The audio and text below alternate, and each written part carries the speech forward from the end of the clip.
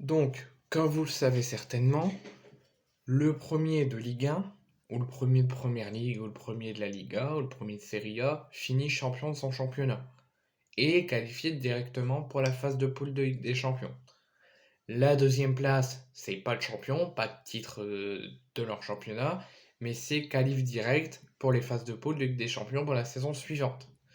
Et le troisième, si on suit le règlement, c'est qualification pour les tours préliminaires pour potentiellement jouer les phases de poule.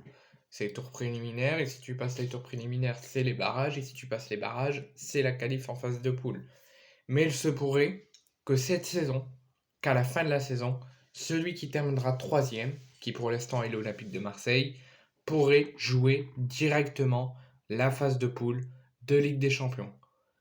Et à deux conditions, soit que la Juventus remporte l'Europa League, ou si c'est pas la Juventus, qui se font éliminer avant, là ils jouent actuellement contre Séville à domicile, ils joueront à Séville le match retour la semaine prochaine, ou si la Juve est donc éliminée par Séville ou par un autre club, il sera au tour de l'AS Roma. Si l'AS Roma viendrait à remporter l'Europa League, bah, celui qui terminera troisième pourra jouer les phases de poule Ligue des Champions sans passer par les tours préliminaires et sans passer par les barrages.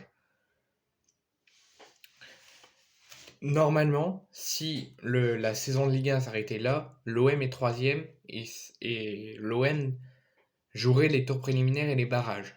Et serait en attente du résultat de la Juve et de la Roma. Mais, comme je vous avais fait une vidéo, on prenait en compte aussi le championnat de Serie A. Que si la Juve, je crois, se qualifiait directement pour la Ligue des Champions via son championnat, je crois que le troisième de Ligue 1 pouvait être qualifié directement pour la phase de poule. Je crois que c'était quelque chose comme ça. Vous verrez une de mes vidéos précédentes où je vous explique mieux, c'est parce que je m'en souviens plus très bien. Mais si, et après je vous avais fait une vidéo qui vous disait que la Juve pourrait reperdre ses 15 points de pénalité. Mais il pouvait en perdre que 9. Enfin, c'était des choses comme ça. Donc allez voir, vous comprendrez mieux. Mais si on oublie cette situation, qu'elle n'existe pas, on la laisse de côté, on pourrait mieux comprendre déjà, et si via l'Europa League.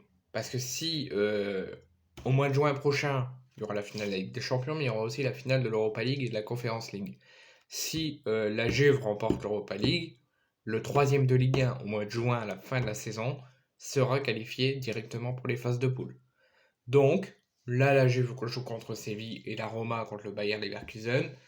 Il faudra espérer une qualification de la Juve, une qualification de la Roma pour la finale, avoir Juve Roma en finale, et là, bah, on espérera une belle finale, et le vainqueur nous permettra, si l'OM finit troisième ou n'importe quel club finit troisième, permettra au troisième de Ligue 1 de se qualifier directement pour la phase de poule.